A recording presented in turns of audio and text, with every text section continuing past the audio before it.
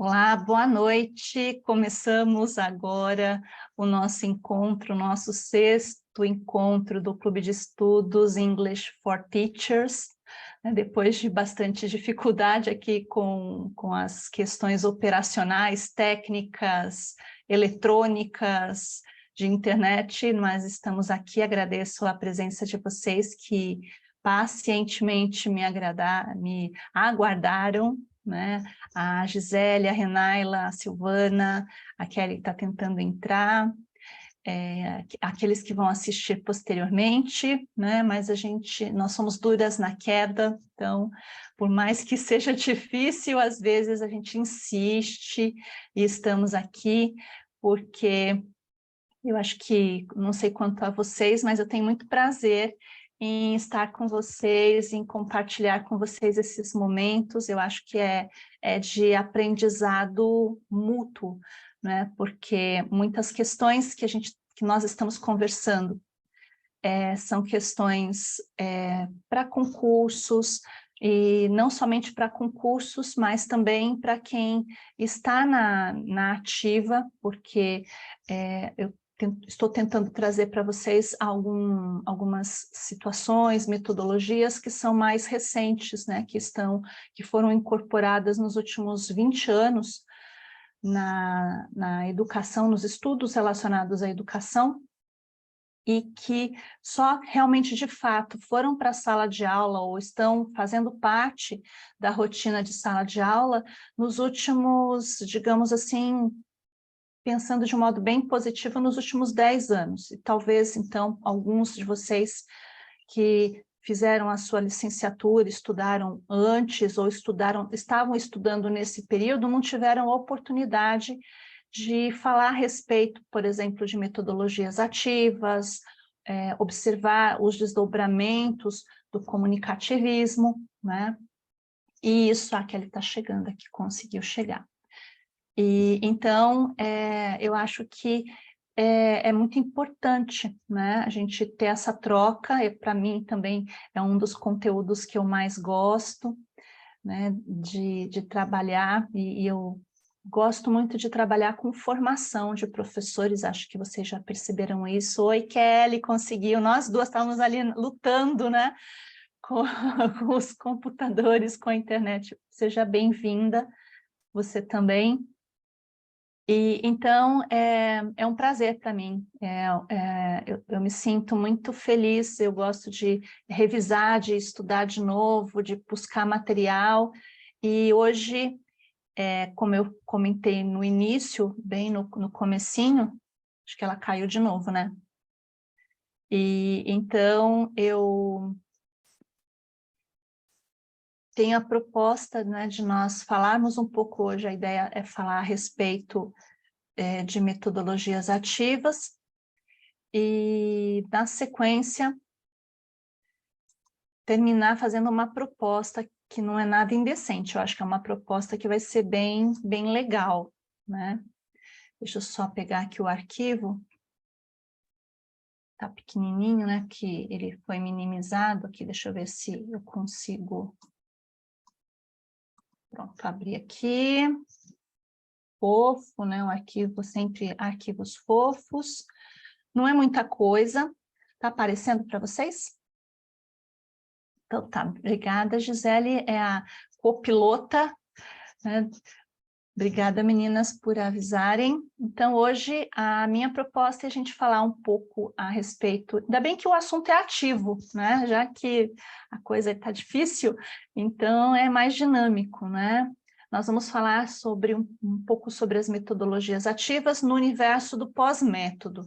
Na semana passada, só para contextualizar, nós falamos a respeito da abordagem comunicativa, do comunicativismo e dos desdobramentos dele, falando de outras propostas metodológicas que variaram do comunicativismo, como a lexical approach, como content-based, como a task-based, e eu fiz algumas pontes com algumas metodologias que se usa hoje em dia, como Clio, como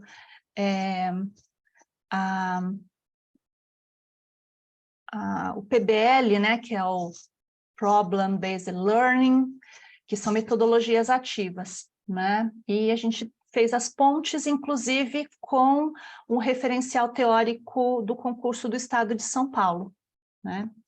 Então, hoje a gente vai seguir mais ou menos nessa proposta, mas falando da relação, que hoje em dia, inclusive, uma das referências do concurso do Estado de São Paulo fala sobre pós-método, né? Eu tratei bem brevemente no último encontro a respeito, acho que eu citei muito brevemente essa questão de pós-método. Pós-método não é metodologia, mas é um olhar em relação à metodologia, né? E são pesquisadores aqui no Brasil,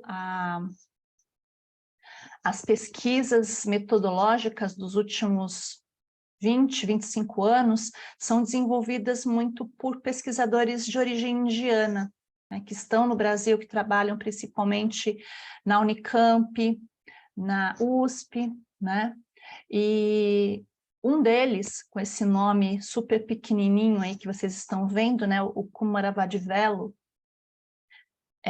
e o Prabhu, enfim, tem vários pesquisadores indianos que estão aqui, que desenvolveram e desenvolvem pesquisas no ensino de línguas estrangeiras, na educação, ensino de línguas estrangeiras, que a gente pode, como nós já vimos, aplicar para outras áreas, para a língua portuguesa, e para outras áreas irmãs também, né? Porque nós também comentamos que essas pesquisas, mesmo que sejam de áreas diferentes, elas se alinham, né? Cada uma se ajustando à sua área específica. Então, o pessoal da educação infantil, o pessoal das línguas estrangeiras, da língua portuguesa, da literatura, de licenciaturas de outras áreas, né? Na área de matemática, biologia, tem estudos muito parecidos, né?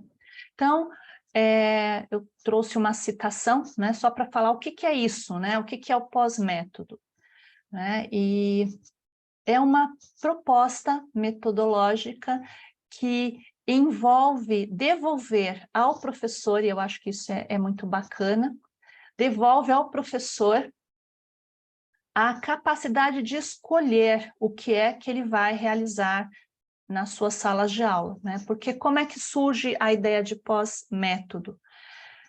Depois de mais de um século desenvolvendo metodologias de ensino para línguas, para idiomas, enfim, chegou-se à conclusão de que não dava mais para inventar nada de novo, né? Quando chega no comunicativismo, nas propostas comunicativas, todo mundo parece que começa a revisitar teorias antigas, né?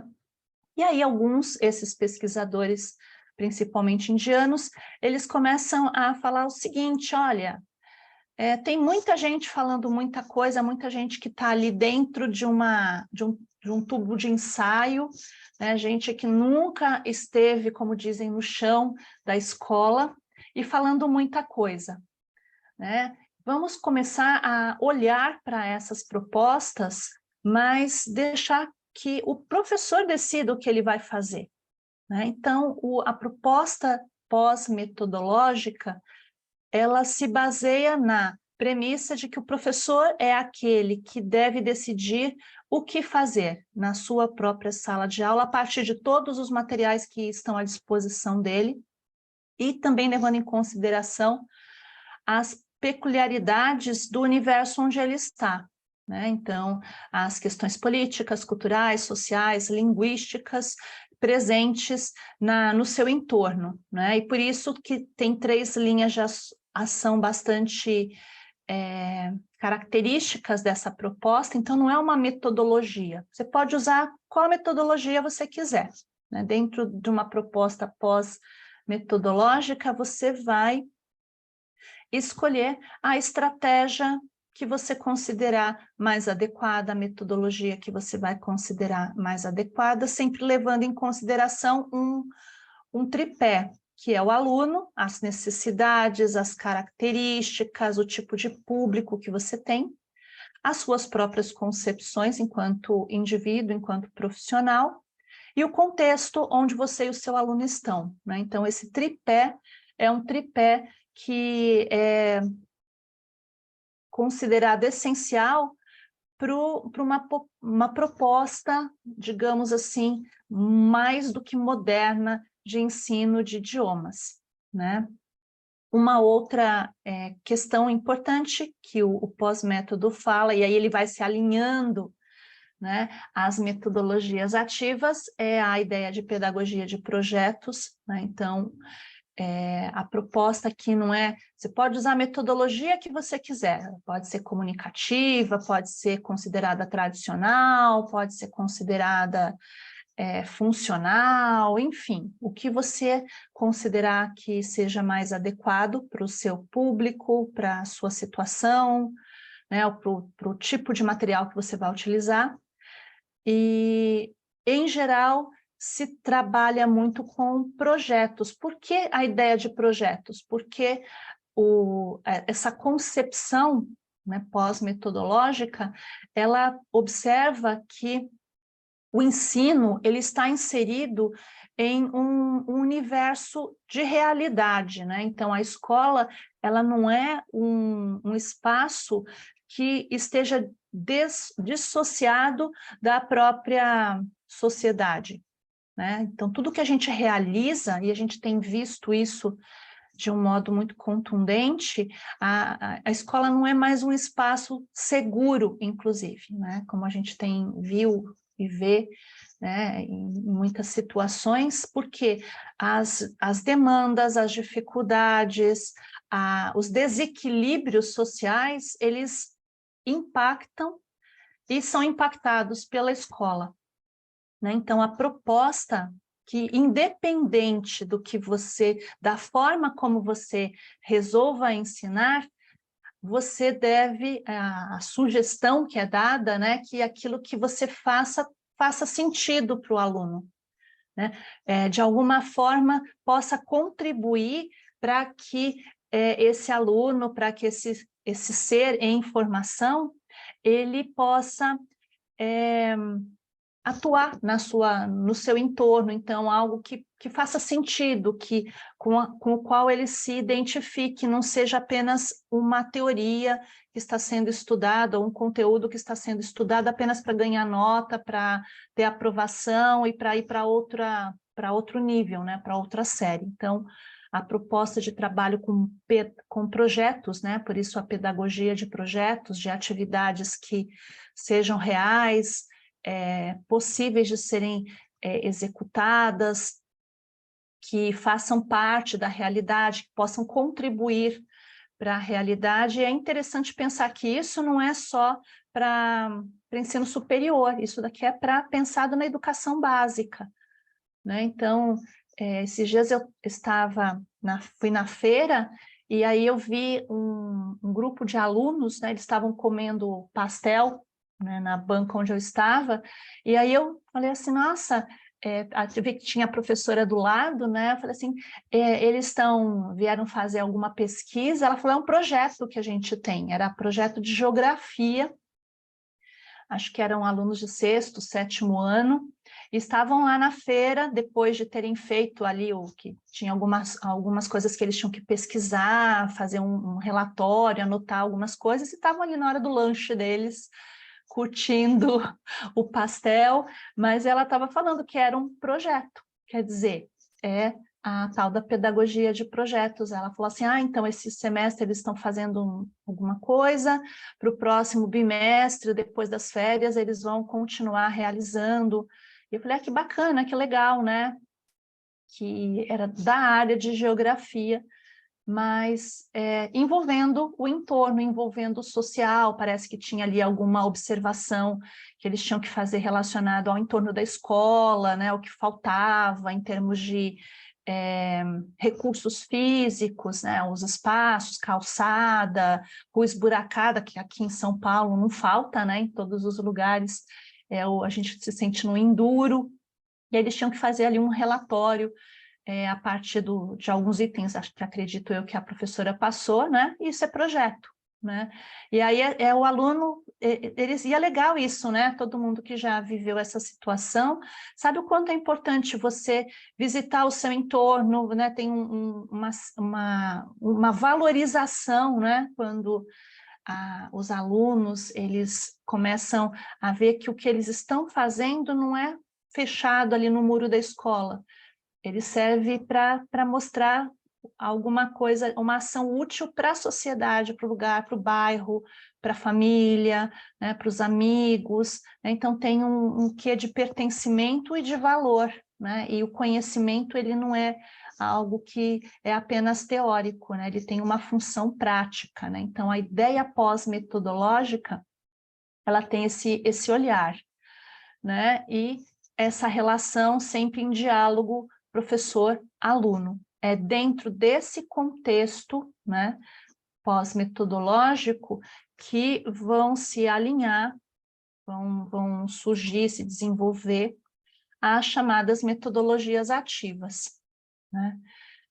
Que não tem nada de muito novo, no sentido de que ninguém redescobriu a roda, mas pensando nesse contexto do final do século XX para o início do século XXI, todas as pesquisas em relação a ensino, aprendizagem, elas se voltam para essa valorização do saber do aluno, né? Então, se a gente for pensar lá atrás, lá com Paulo Freire, né, quando Paulo Freire fala da alfabetização de adultos, né, uma das primeiras coisas que ele diz é que você deveria, né, o professor deveria, para começar, ouvir e valorizar o conhecimento prévio do aluno, né? O aluno não era um ser destituído de conhecimento, ele poderia não ter o conhecimento formal do idioma, mas ele tinha um conhecimento de vida que precisava ser levado em consideração,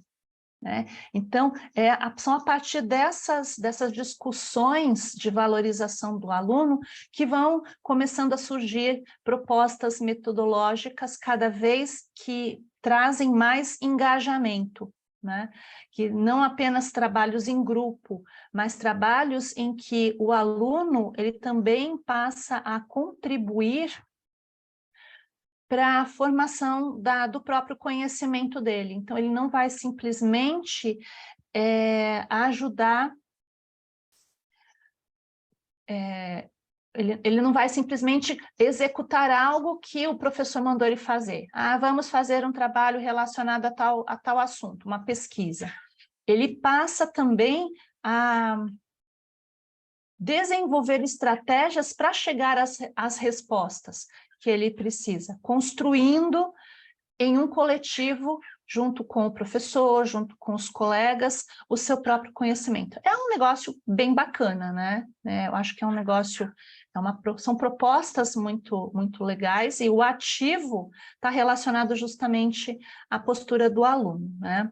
Duas características que a gente poderia trazer das metodologias ativas é que elas englobam diversas práticas que buscam fazer do aluno protagonista de sua própria aprendizagem e que propõem diferentes maneiras de realização desse processo de ensino-aprendizagem. Então, dá para perceber como que as propostas das metodologias ativas, elas se alinham com a concepção de pós-método, né? Que tá tudo junto, é como se fossem teorias variadas, buscando o mesmo fim, né? E as metodologias ativas, elas também se baseiam, acho que talvez alguns de vocês já viram essa pirâmide, né? A pirâmide da aprendizagem do William Glasser, que essas pesquisas, né, elas trazem o quê? Né, que a partir da observação, né, de várias formas de ensinar, né, então o ler, o escrever, o observar, o ver, o ouvir, o discutir, o praticar e o ensinar, né, numa pirâmide em que a base dela, né, é o ensinar e o praticar. Quanto mais na base, maior é o desenvolvimento, é a aquisição de conteúdo, né, de aprendizagem. E eu acho bem interessante que nessa pirâmide o ensinar é o recurso que desenvolve mais a própria aprendizagem. E a gente pode aplicar isso de várias formas, né? Quando você tem que ensinar algo, você estuda muito mais aquele algo que você tem que ensinar. E você acaba aprendendo, ao ensinar você aprende. Né? Ao ter um papel ativo, ao praticar algo, você aprende também muito mais. Você, ao discutir, ao refletir, então, que são as habilidades mais ativas, né? Então, essas três últimas, discutir, praticar, ensinar, elas desenvolvem muito mais a capacidade de você reter uma informação do que o ver, o ouvir, o observar, o escrever, o ler, né, que são considerados métodos de aprendizado passivo. Isso significa que a gente não vai usar mais o ler e o escrever? Claro que não, né? Mas que é um conjunto de coisas, né? Então, as metodologias ativas, elas partindo desses pressupostos e ancoradas nas propostas comunicativas, elas vão nos últimos 20 anos ganhando mais força, e aí algumas práticas que já existiam, por isso que na semana passada nós falamos a respeito de algumas propostas, né, como o Content-Based Learning, né, que é a abordagem baseada em conteúdo, ou a abordagem baseada em tarefas, já existia essa ideia, esse conceito do aluno produzindo alguma coisa, né? Ele tendo que realizar alguma coisa. O que as metodologias ativas fazem é que, além do aluno ter esse papel de protagonista, ele não vai apenas realizar uma tarefa que é dada para ele, mas ele vai, inclusive, contribuir, ou pelo menos essa é a proposta teórica das metodologias ativas, ele vai também participar do processo de elaboração da própria atividade. Então, aqui eu trouxe algumas, né, tem muitas, cada dia parece que surgem outras, inclusive, né, por conta, inclusive, da questão da tecnologia, dos recursos da tecnologia, aplicativos e tudo mais. Então, sempre surgem outras, né, e aí alguém resolve dar um nome diferente, surge uma outra proposta que se insere dentro desse grande guarda-chuva chamado metodologias ativas, tá? Sempre no plural.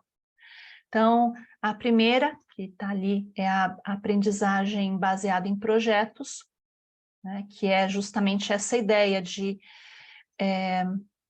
o professor, né, eu fiz inclusive no curso que eu estou fazendo de bilinguismo, né, de educação bilíngue, nós falamos um módulo, acho que foi o último módulo que eu tive, justamente da abordagem baseada em projetos, né, que em inglês é PBL, né, Project Based Learning, né, e qual que é a diferença, né, dessa proposta? O professor, ele deve trazer uma questão que suscite uma dúvida e que, de algum modo, leve os alunos a elaborarem um projeto para responderem, para produzirem algo que possa responder ou possa esclarecer essa dúvida. Isso pode ser desde uma coisa bem simples, assim, por que será que nós temos, né? Então, e não é só de língua, né? Pode ser para qualquer área. Então, de repente, você pode trazer ali para as crianças a questão por que que no hemisfério sul nós temos o inverno, enquanto no hemisfério norte eles estão no verão, né? Então, de repente, você, como professor lá, lança essa questão, e aí, ou algum aluno pergunta isso, né? E aí vai desenvolver um projeto para entender a questão da Terra, né? Do formato da Terra, da inclinação, né?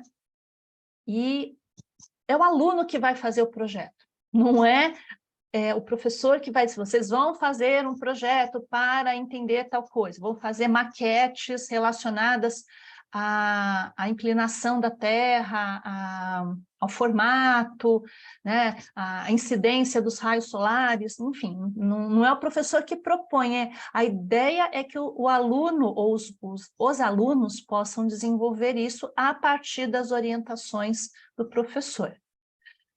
Bem parecida é a aprendizagem baseada em problemas, né? Já há muitas décadas se usa essa proposta metodológica principalmente em cursos na área de administração, direito, sabe aqueles chamados estudos de caso? Você tem um problema lá, né? Então, o direito usa muito isso, a administração, contabilidade, se cria ali uma situação, né? Então, a pessoa, o aluno, tem que resolver uma situação, né? Então, você tem um caso que você precisa chegar a uma resposta. E, novamente, o professor, qual que é a função dele? Ele funciona ali como alguém que vai orientar, que vai esclarecer aos alunos o que eles precisam resolver, né? Mas os caminhos possíveis, quem vai dar são os alunos a partir do engajamento deles nessa atividade, né? Uma outra metodologia, essa bastante conhecida, é a gamificação, né? E qual a diferença entre gamificar? Mas os alunos sempre fizeram joguinhos, brincadeiras, sim. Sempre se trouxe para a sala de aula, que é no ensino básico, no curso de idiomas, ou mesmo na universidade, atividades, jogos, brincadeiras, porque é lúdico isso, né? Isso ajuda as pessoas, quando tem um universo lúdico, elas aprendem com mais facilidade, né? Baixa ali a atenção, então as pessoas gostam, em geral, de participar de gincana e tal. Mas na gamificação, a proposta é que, muitas vezes, o aluno crie uma estratégia, que ele use os recursos, que ele é sempre o aluno que vai ser o protagonista. Então, dele criar um jogo, dele criar uma brincadeira, né? Não apenas usufruir, mas também participar como um ator, né, daquele processo de montar um jogo, né, uma disputa, né? E hoje em dia, com todos esses recursos, né, se você abre, quando eu abro, por exemplo, o meu Zoom, na lateral dele já aparece ali uma série de aplicativos que podem ser incorporados, e são todos aplicativos relacionados a essa dinâmica, né? As propostas de metodologias ativas, o Kahoot, né? Enfim, tem uma galera aí de itens que podem ser utilizados, né? Que são recursos tecnológicos, e a gente sabe, né, que esse material, normalmente, né, esses aplicativos, gadgets, né, e tudo mais, você vai ver quem é o responsável, a equipe que produziu aquilo, são meninos, né, meninos e meninas super jovens que fizeram esse material. A sala de aula invertida, né, em inglês o nome é Flipped Classroom, né? O que é a sala de aula invertida?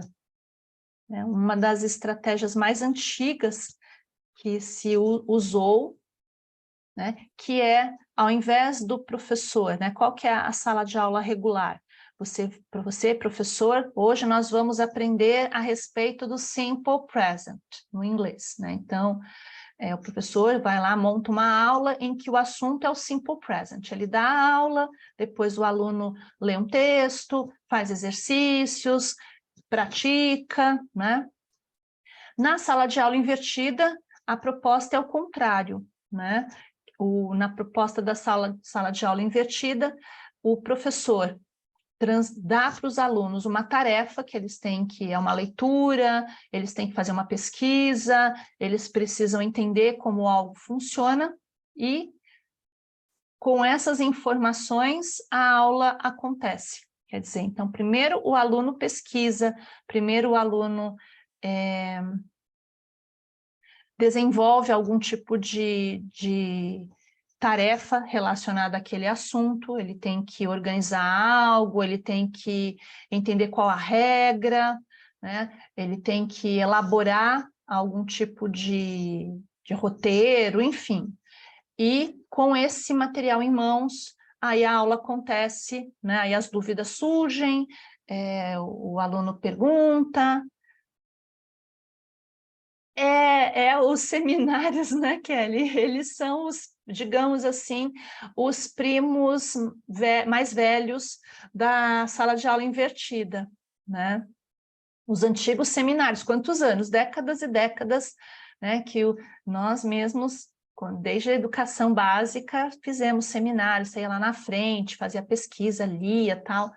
A ideia dessa sala de aula invertida dentro do contexto de metodologias ativas é que não é assim, o aluno vai e fica na frente, se apresenta, senta, e todo mundo bate palma e ninguém entende nada, né? A ideia é que o conteúdo ele fosse antecipado pela pesquisa do aluno e essa pesquisa envolvesse, de alguma forma, o aluno ia ficar com dúvida, ele não ia encontrar todas as respostas e aí ele viria para a sala de aula para ter ali, o professor, a função dele é o quê? É sistematizar, né? Aí o professor iria esclarecer, né? Conversar a respeito, discutir, então, por que isso, por que não aquilo, o que vocês pesquisaram, né? Então, esse é o conceito de flipped classroom, né? De sala de aula invertida. Outra metodologia é a chamada aprendizagem em pares, né? Que é o quê? É o trabalho em grupo, né? Mas em grupos menores, né? Em grupos normalmente de 2, né? Pares, no máximo 3, para que... E a gente faz muito isso também, né? Trabalhos em grupos em que você dá uma leitura, por exemplo, você tem ali uma questão, algum tipo de exercício que tenha que ser realizado e os alunos vão fazer juntos. Qual que é a proposta, né, por trás desse tipo de atividade, né? Que primeiro haja interação, que as pessoas possam conversar. Lembra aquela pirâmide que embaixo um ensina para o outro, né? Então, às vezes, nessa troca entre iguais, muitas vezes o aluno aprende muito mais do que pela explicação do professor. E isso, em muitas medidas, funciona mesmo, né? Porque às vezes você está lá tentando explicar alguma coisa e você explica de 1000 formas e o aluno não entende. Aí vai o colega, fala de um jeito, assim, usa uma expressão, faz uma comparação. E aí eu falo, tá, é isso, agora entendi. Poxa, professora, né? A gente tem, às vezes, a distância entre nós e o aluno é uma distância, inclusive, etária, né? Tem, principalmente... Quem trabalha com menores, crianças, né, ou mesmo adolescentes, às vezes a gente já está ali, né, faz tempo que a gente não é mais adolescente, né, eu comecei a perceber de uns anos para cá que os exemplos que eu trazia eu precisei atualizar, porque os atores, atrizes, né, que eu usava como referência, meus alunos que eram jovens, na faixa de 20 anos, já não sabiam quem era, falavam, quem é esse? Nunca ouvi falar, né?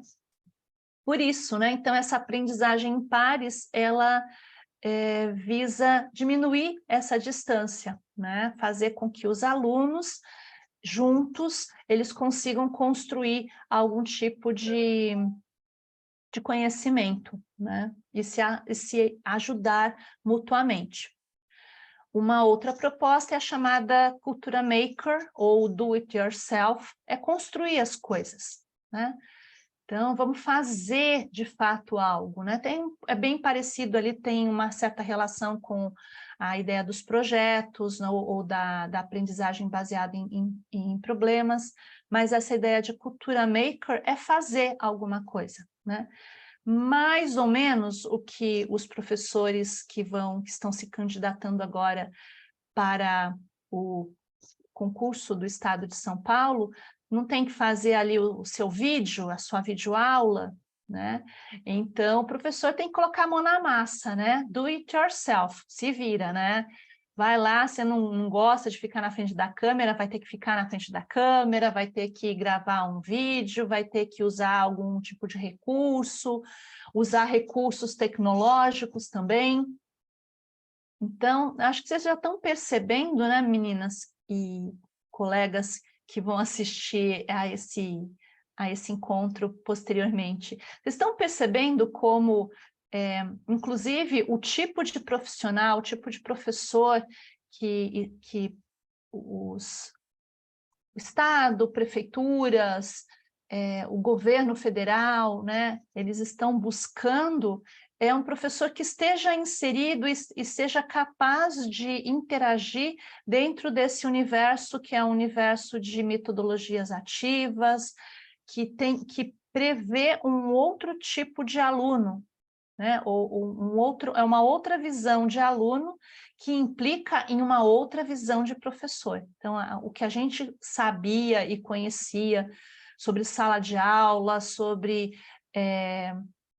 comportamento, né? Porque pensa aqui, né, em todas essas propostas ativas, tem muita bagunça, muito barulho, a sala de aula não é aquele negócio, todo mundo quietinho, sentadinho, um atrás do outro, né, em silêncio, os caras têm que falar, e já falam, né, mas a ideia é que falem para realizar algo, para fazer algo, para chegar a um fim, né. Só para terminar aqui as metodologias ativas, tem muito barulho mesmo. O storytelling, né, a contação de histórias, né, muito comum, principalmente na educação infantil, com os menores, né, mas que é o que... E o storytelling não é simplesmente você ler uma história, ou ler com os alunos, ou que o aluno faça, é uma encenação, né, é você incorporar, né? Então, é uma contação de histórias em que é quase um teatro, né? E de participação, né? De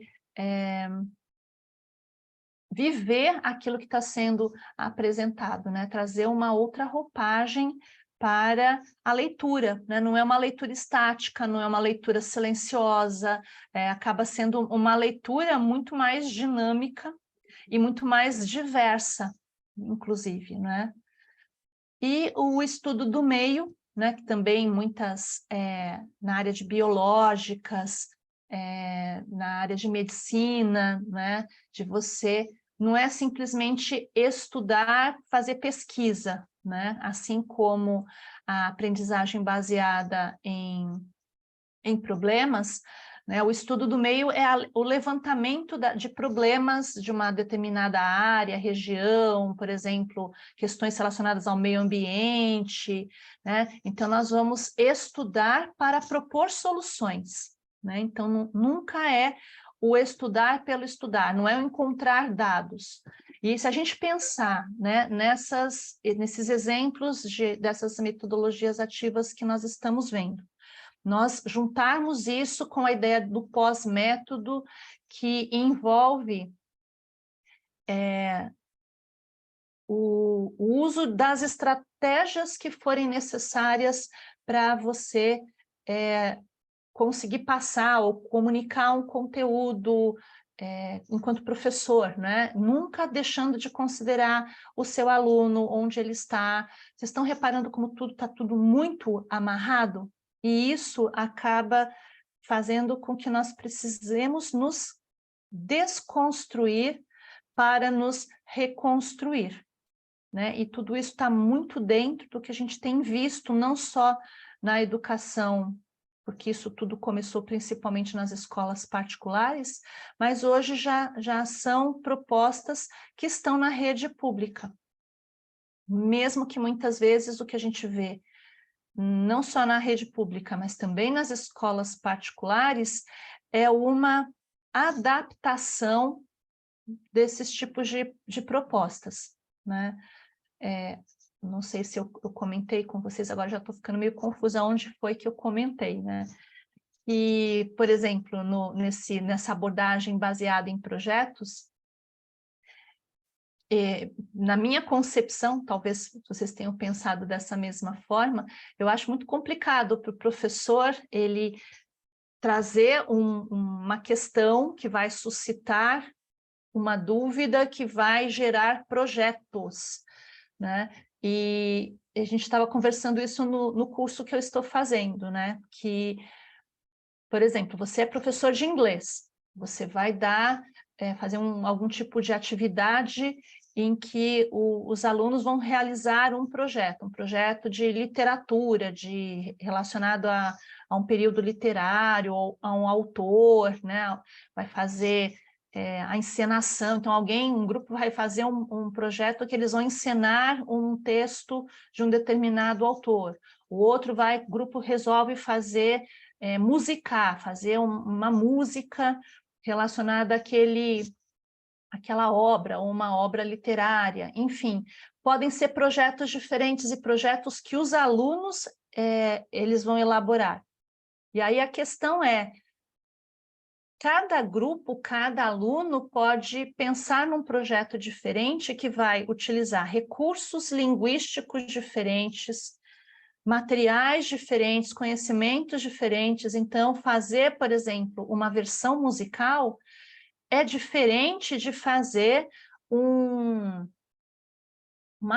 peça, né? O tipo de linguagem é outro, né? O conhecimento que se precisa é outro. Então, na prática, né, o que a gente, pelo menos até onde eu consigo ver e ouvir e conhecer, conversando com muitas pessoas, o que existe hoje em dia é uma adaptação, né? Então, normalmente são os professores que em grupos, muitas vezes, organizam projetos e cada vez mais interdisciplinares, porque reparem que a proposta de metodologias ativas, elas nunca ficam restritas a uma única disciplina. Então, por exemplo, na questão do storytelling, o storytelling, por exemplo, a contação de histórias, ela envolve a questão da linguagem, mas ela pode envolver outras linguagens, a linguagem das artes, a linguagem corporal, né? A gamificação, conhecimentos matemáticos, conhecimentos de linguagem, novamente, de desenho, história, né? Então, os limites entre as disciplinas, eles vão ficando cada vez mais fluidos, que também, de algum modo, está presente no desenho de ensino médio que nós estamos vendo sendo desenhado na nossa educação. Eu acho que o grande problema não é trazer para o ensino médio essa falta de contornos fixos entre as disciplinas, né? E aí quem vai falar sou eu, Sandra, não está escrito em nenhum livro, mas a minha percepção é que talvez o grande problema é que só no ensino médio isso está acontecendo. Talvez o movimento para que, de fato, houvesse essa mescla, deveria se começar na educação infantil, lá já com os bebezinhos, né, de não ter essa separação, né, porque e de mostrar desde muito cedo para as crianças e para os professores e nas formações de que o conhecimento é né? Ele tem muitas faces, mas no final das contas ele é e todas essas faces elas se conversam, né? E nós não somos preparados, acho que foi a Kelly que há algumas semanas atrás fez um comentário assim, né? De que será que nós somos formados, preparados ou treinados para isso? Não, não somos. Nós fomos e continuamos sendo as licenciaturas, né, a pedagogia, o letras, matemática, biologia, todo mundo trabalha de um modo ainda engessado, ainda nos meados de século XX. Mas o que se pede hoje em dia está aqui na nossa frente, são metodologias ativas. E, inclusive, né, e aí é que eu queria chegar, já estou chegando ali na parte final, né? A gente hoje começou meia hora depois, mas já estamos lá nos finalmentes, né? Eu, inclusive, queria saber de vocês, comentários, opiniões, mas a minha proposta, eu coloquei aqui de novo as referências bibliográficas para a língua inglesa no concurso do Estado de São Paulo, né? Fazendo isso, eu acho que eu contribuo, muita gente que está aqui vai prestar esse concurso, né, que assiste também, mesmo pessoas, né, pegar o exemplo da Silvana, que não está no Estado de São Paulo, trabalha em outra região, né, em outro estado, mas a minha ideia é a gente conversar e observar o que está sendo produzido e discutido, porque o que vale, o que está valendo hoje para esse concurso, com muita certeza vai valer para outros, em outras regiões e de modos diferentes, quer em São Paulo, na Bahia, no Rio Grande do Sul, no Amazonas, no Espírito Santo, enfim, no Brasil todo, todos os estados, de algum modo, precisam incorporar isso, né? Essas propostas. Então, a minha ideia para os nossos próximos encontros, eu gostaria de propor para vocês de nós discutirmos essas obras que estão em artigo, né? As que estão em livro, infelizmente, a gente não consegue fazer porque o material nem sempre é tão acessível, né? Obrigada. A ideia é essa mesmo, Silvana, é trazer discussões que sejam pertinentes, porque eu sei que tem muita gente que produz muito, e talvez alguns colegas que ingressaram no nosso grupo tinham essa expectativa, né, de ter nesse clube de estudos a oportunidade de ter acesso a materiais. Eu acho que a gente já tem material demais. Hoje em dia você digita na internet, você vai lá no chat GPT e coloca assim, amigo, chat GPT, me monta aí uma aula com o verbo to be. Em 30 segundos você tem uma aula prontinha. Quer dizer, conteúdo não nos falta. O que nos falta, às vezes, eu penso que isso seja uma coisa importante, falta para nós a habilidade de saber lidar, de saber escolher qual que é o conteúdo melhor, o que eu tenho que fazer, o que de fato, onde eu vou trabalhar, o que querem que eu faça, né? E o professor fica meio sendo jogado para um lado e para o outro, né? Ao mesmo tempo que se pede imagina, gente, vamos pensar, vamos falar de modo muito claro.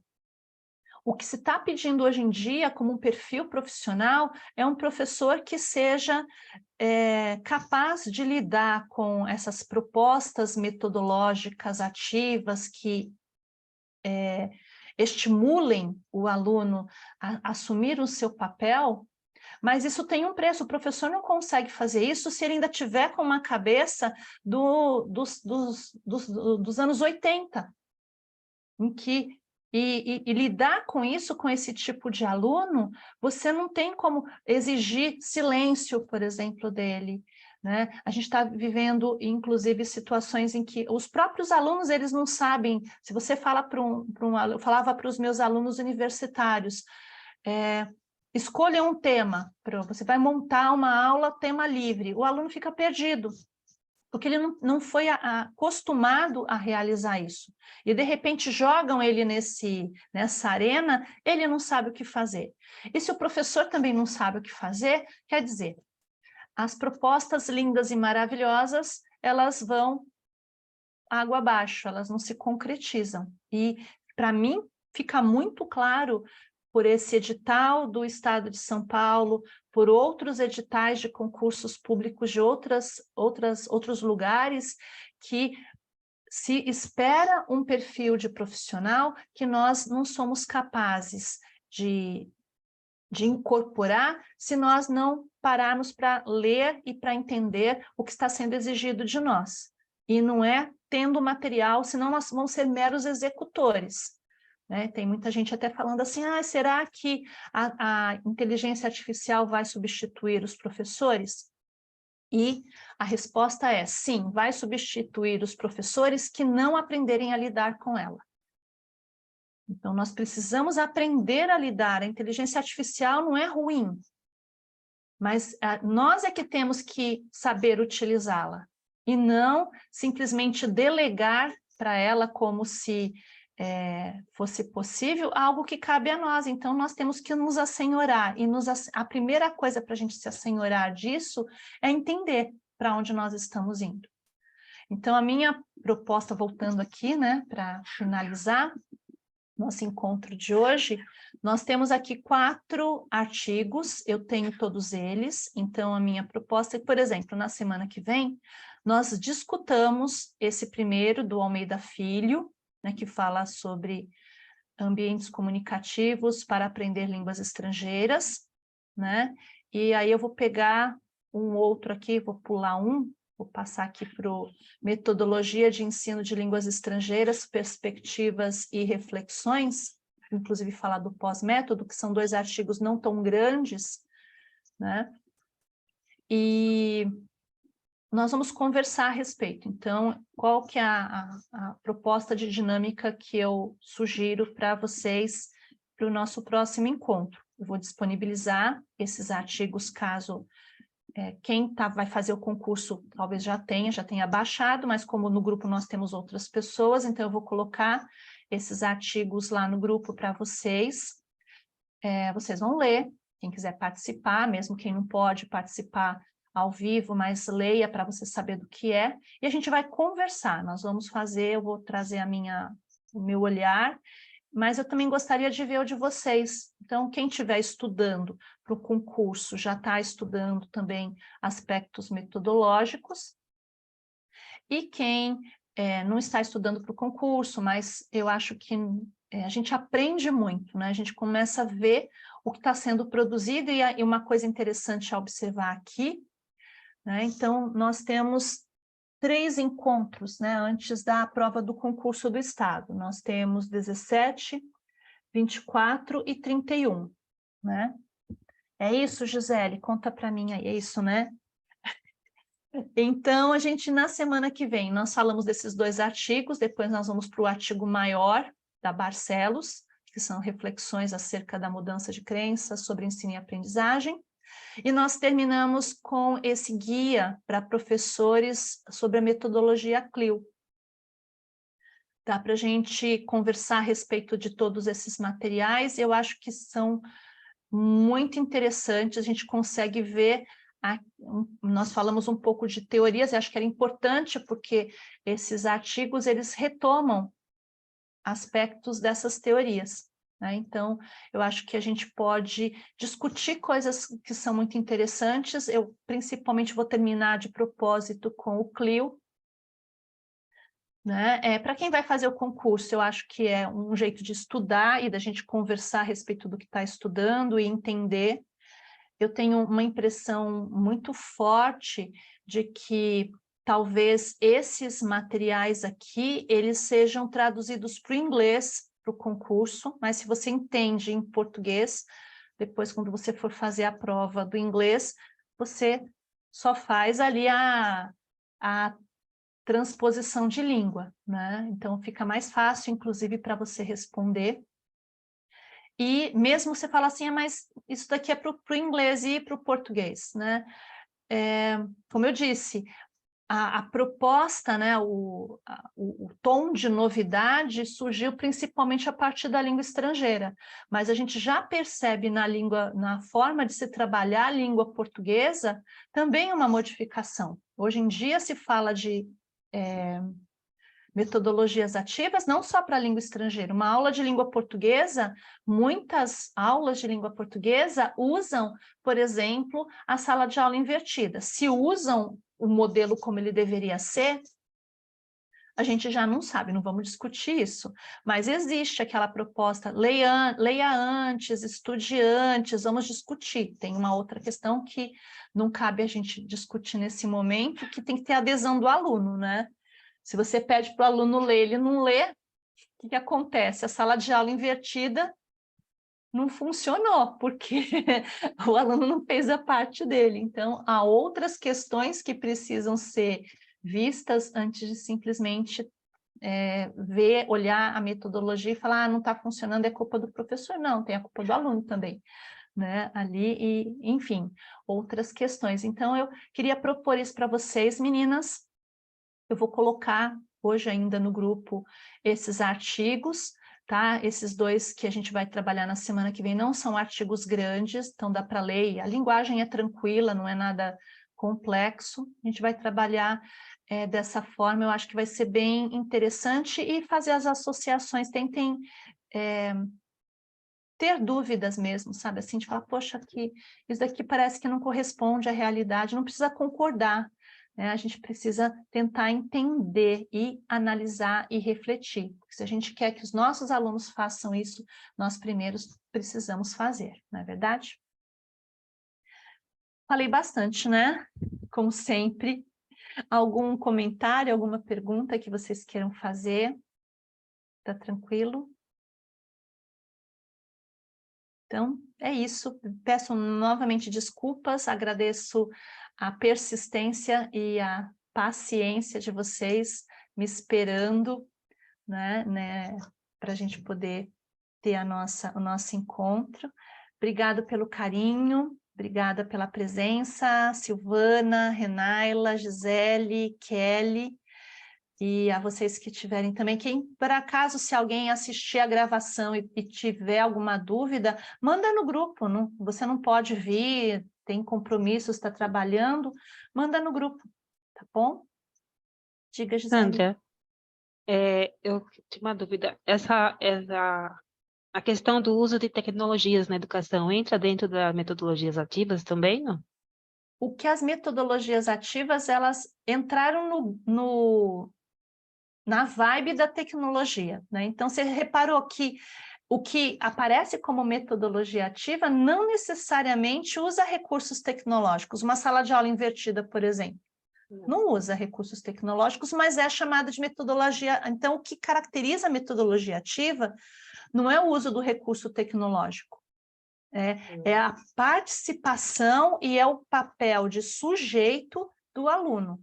O que boa parte das metodologias ativas agregaram, porque é algo que cria engajamento, porque assim, todo mundo, você fala assim, que legal usar celular na sala de aula, que delícia, né? Então aí, a tecnologia, ela ajuda a metodologia ativa a ser colocada em prática, mas ela não é o elemento essencial para que algo seja chamado de metodologia ativa, mas o papel do aluno, sim. Essa é o grande X da questão, né? Ok, Tá bom? E aí, obrigada. tragam suas dúvidas, suas perguntas, e a gente se vê a semana que vem. Obrigada, meninas. Ok, Boa boa noite noite, para todas. bom Tchau, tchau. descanso e até mais.